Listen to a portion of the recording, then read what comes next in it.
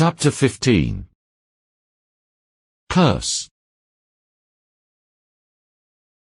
1:46 a.m.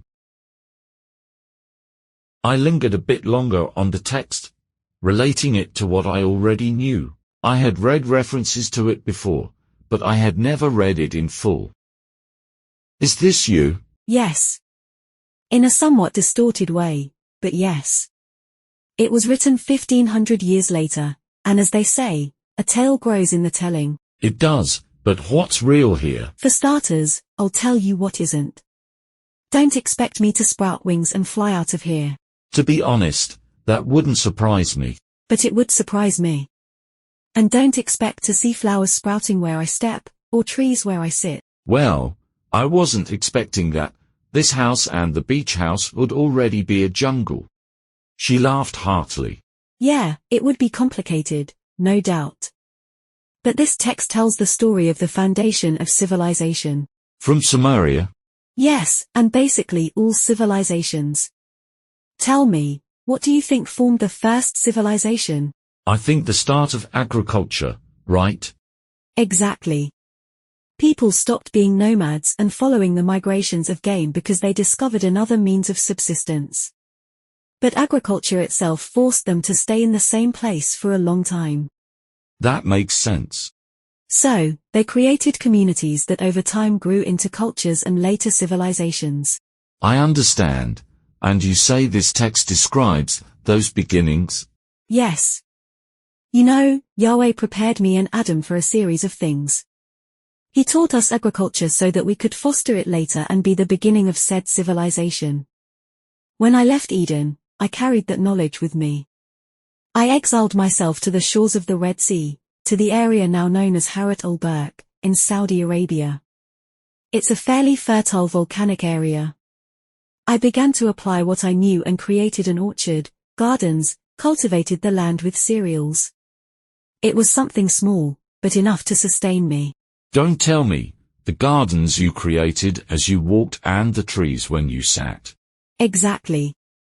You see, no one had ever done it before, so I gained a mystical aura. Clans passed through there, and as there was abundance and food, they stayed around me. I taught them what I knew and gave them food in exchange for work.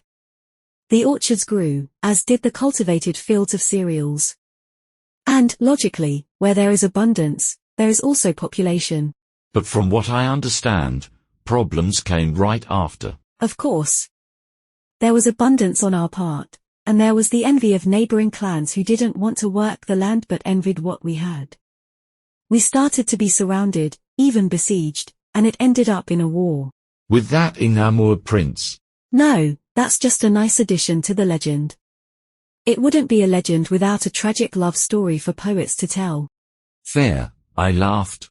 No, the war had more mundane objectives. They simply wanted to seize our prosperity. However, we tried to maintain what we had built, and we succeeded for some time. But what is not meant to be is not meant to be, and there was a volcanic eruption that ended our dream there. I took those who wanted to follow me in search of a peaceful place where we could settle and build something. We ended up staying where Baghdad is now, and there we founded something bigger. We started building in stone, created protective walls because we didn't want to go through the same situation again. We started to form a culture. As there was prosperity and time, we evolved weaving, painting, music, developed transportation, field irrigation. We founded the first city. To avoid the risk of being attacked and having no defenses, we formed the first army for purely defensive purposes.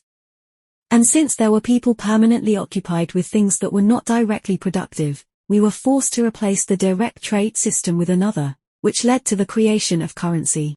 And thus, you created the first civilization. Exactly. And believe me, it's a step that once taken, there's no going back. But tell me, the rest of the story, the involvement with that prince, is there any basis for it? If there were, she said with a mischievous smile. By now you'd be dead, don't you think? That's true, I said, still feeling the softness of her touch on my lips. In relation to that, do you remember in the Hebrew legend that God cursed me? Yes, I remember the curse, 100 of your children would die every day. Well, it turns out that the curse never existed, and I never had them.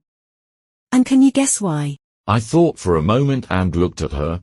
I tried to put myself in her place, and in a flash, a thought came to mind. Because your curse is different. Yes. And it's not even a curse, it's just a consequence, she replied, her gaze suddenly becoming distant. The pain of seeing everything you love die. She looked at me, perhaps surprised by my question, as if saying it aloud had greater implications. She simply nodded, her eyes becoming cloudy with tears she tried to hold back. You think you shouldn't love? I know I shouldn't. But you can't give up trying. And that's my curse.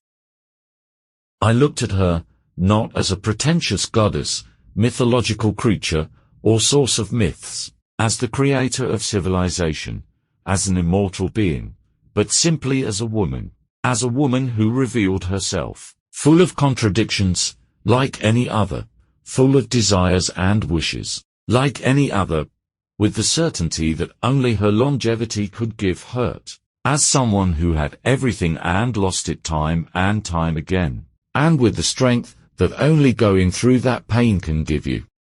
I stood up, and for the first time, I approached her of my own will. I put my hand on her face, touched her tears. I sat beside her and embraced her. She closed her eyes and turned her face with an expression of pain. I felt it. It was a strange sensation. I still didn't feel any desire for her, no passion. The most beautiful woman I had ever seen, and she didn't make my blood boil, but something in me, deep down, made me draw closer to her.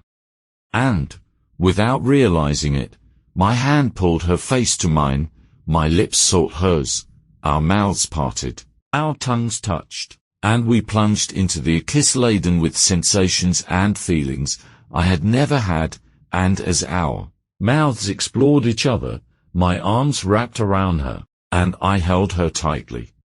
Even if only for a moment, a fleeting moment, indefinable and elusive, I was absolutely certain that we were one, passionlessly.